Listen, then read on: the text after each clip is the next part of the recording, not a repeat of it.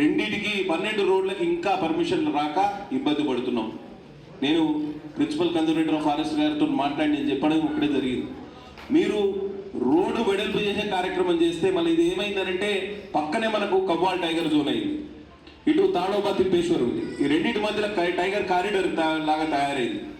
ఇక్కడ ప్రతి permission national tiger conservation authority నుంచి తీసుకోవాలి.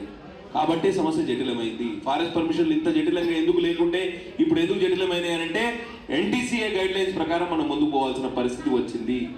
అందుకే నేను ప్రిన్సిపల్ కన్జర్వేటర్ గారికి చెప్పడం జరిగింది, అటవీ శాఖ మాత్యులు శ్రీమతి కొండా సురేఖ గారికి చెప్పడం జరిగింది.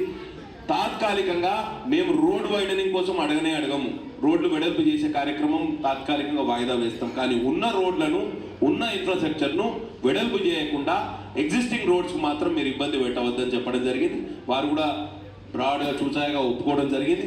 తప్పకుండా ఈ ఎబ్బెన వద్ద ఉన్న పెండింగ్ రోడ్ ఏదైతే 3.5 కిలోమీటర్ల కొత్తగూడెం ఇంకా రెబ్బెన మధ్యలో ఉన్న ఆర్ఎండ్బి రోడ్డు, తర్వాత సోమిని దగ్గర ఉన్న బ్రిడ్జెస్, తర్వాత అటు నుంచి మొగవెల్లి నుంచి తలాయి వరకు వెళ్ళే రోడ్డు, అవతల బెజ్జూరు నుంచి గుండెపల్లి మీదుగా కమర్గాం వెళ్ళే రోడ్డు, కమర్గాం నుంచి మురళిగూడ వరకు వెళ్ళే రోడ్డు, తర్వాత అవతల రాంపూర్ దిగడ వైపు వెళ్ళే రోడ్డు, ఇటు కర్జీ నుంచి రాంపూర్ దిగడ వైపు వెళ్ళే రోడ్డు, ఇట్లా 12 రోడ్లు ఇంకా ఫారెస్ట్ పర్మిషన్ల కోసం వెయిట్ చేస్తూ ఉన్నాయి.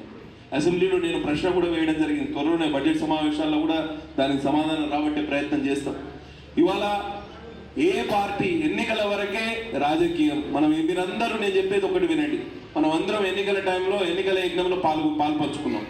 ఇప్పుడు తరుణం ఏంది అంటే మీరందరూ అభివృద్ధి యజ్ఞంలో పాల్పంచుకోవాలి. పార్టీలకు అతీతంగా నియోజకవర్గ నిర్మాణం జరగాలి, అభివృద్ధి జరగాలి అనేది ఒకటే ఆలోచన. ఎవరు ఏ పార్టీ వాళ్ళని కాదు, ఎన్నికైన ప్రజాప్రతినిధులకు అందరూ మీకు గౌరవం ఇవ్వాల్సిందే, ఏ పార్టీ వారైనా పర్వాలేదు. కానీ ప్రభుత్వాన్ని నడిపే విధంగా, ప్రభుత్వాన్ని ముందుకు తీసుకునే విధంగా, ప్రజలకు మౌలిక సదుపాయాలు కల్పించే విధంగా తప్పకుండా మనం అందరం కృషి చేయాల్సిన అవసరం ఎంతైనా ఉన్నది. ఆ విషయంలో మీరందరూ చొరవ తీసుకోండి. పార్టీలకు అతీతంగా సహకరించడానికి మేము సిద్ధం. ఏ పార్టీ అని కాదు, అందరినీ ఒకసారి ఒక్క ఓటుతోటి గెలిచిన వాడు కూడా ఎమ్మెల్యే అయినా లేకపోతే సర్పంచ్ అయినా ఎంపీటీసీ అయినా కూడా అందరికీ ఎంపీటీసీ అవుతాడు, అందరికీ జెడ్పీటీసీ అవుతాడు, అందరికీ ఎమ్మెల్యే అవుతాడు. కాబట్టి మన తరతమ భేదాలు, మన మంది అనే భేదాలు లేకుండా అందరిని ఒక తాటి మీద నడిపించాల్సిన తరుణం ఇది. తప్పకుండా బెజ్జూరు మండలానికి పురుషోత్తమరావు గారి కుటుంబానికి ఉన్న అనుబంధం నేను మీకు గుర్తు చేయాల్సిన అవసరమే. మరిన్ని వీడియోస్ కోసం ఛానల్ ని సబ్స్క్రైబ్ చేయండి, లేటెస్ట్ అప్డేట్స్ కోసం వాట్సాప్ ఛానల్ ని ఫాలో చేయండి అండ్ లింక్ డిస్క్రిప్షన్ లో ఉంది.